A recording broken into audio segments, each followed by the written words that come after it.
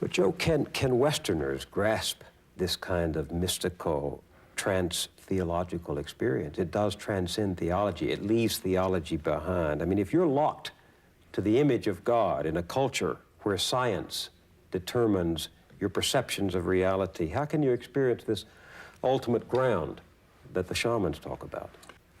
The best example I know in our literature is that beautiful book by John Neihart called Black Elk Speaks.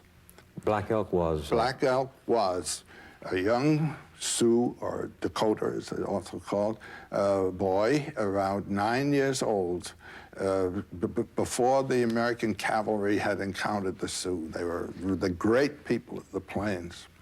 And this boy became sick. His psychologically sick, his family.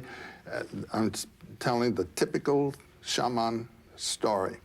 The child begins to tremble and is immobilized, and the family is terribly concerned about it. And they send for a shaman who had had the experience in his own youth to come as a psychoanalyst, you might say, and pull the youngster out of him.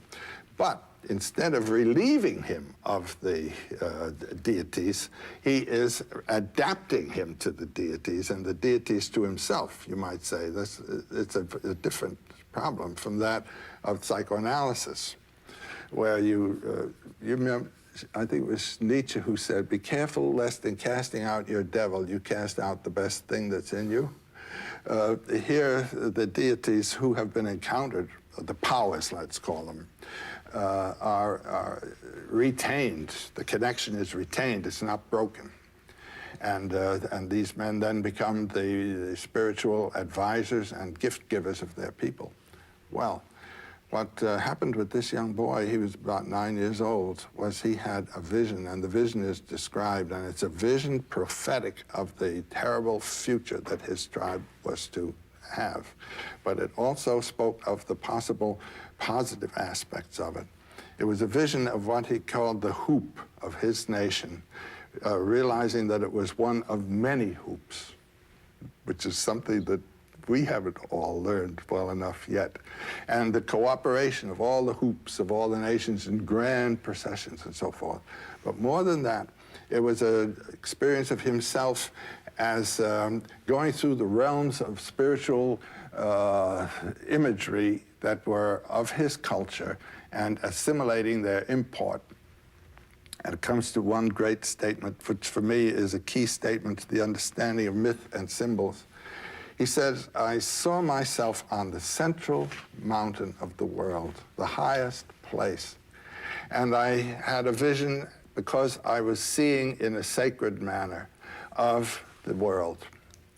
And the sacred central mountain was Harney Peak in South Dakota.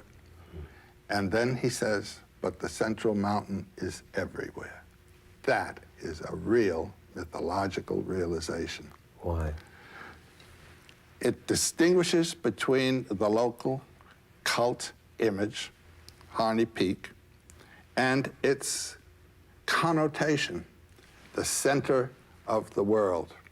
The center of the world is the hub of the universe, Axis Mundi, you know, the central point, pole star around which all revolves. The central point of the world is the point where stillness and movement are together.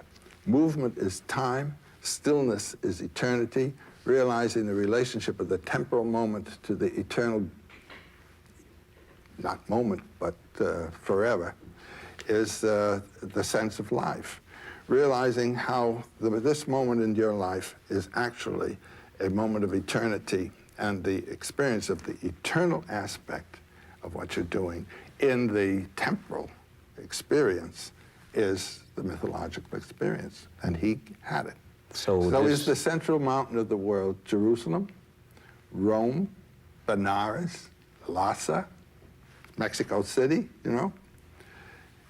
Mexico City, Jerusalem is symbolic of a spiritual principle as the center of the world.